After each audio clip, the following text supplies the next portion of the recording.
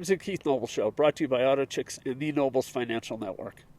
Check them out on Facebook. So, last couple of days we talked about civil war, gun control. Let's talk about what's really at the heart of this. The United States was founded on the concept of preserving your natural rights. And some people were excluded from that originally.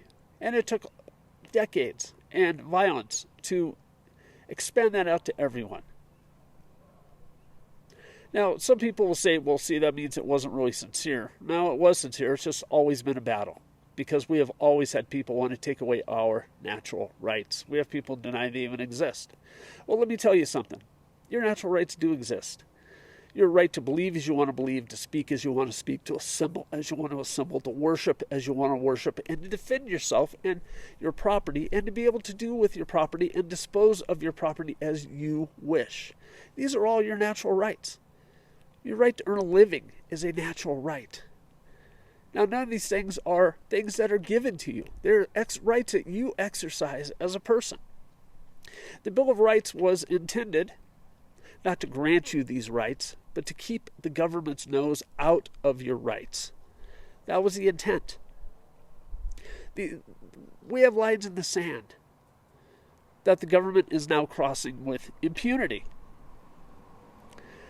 Your right to assemble, your right to speak, your right to worship, your right to defend yourself. The government is doing things they have not done before to violate your rights to do that.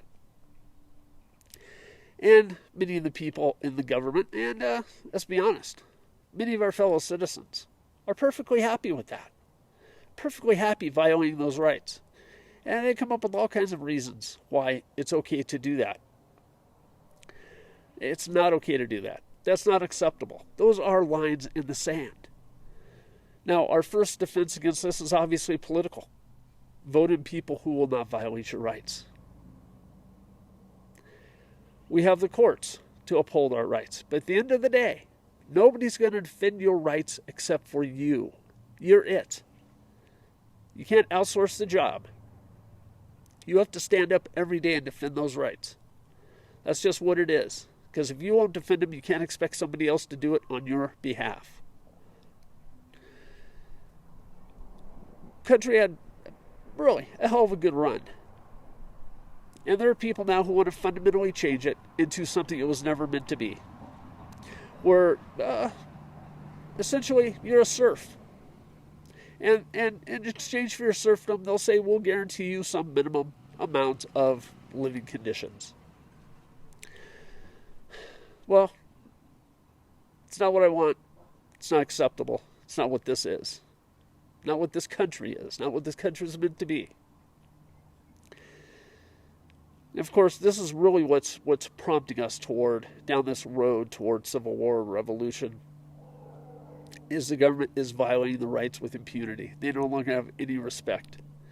I've known quite a few people in government. I've known quite a few politicians. I've been politically active for a long time. There are some good people there, and there's some bright people there, and there's some real dumbasses, and there's some real liars.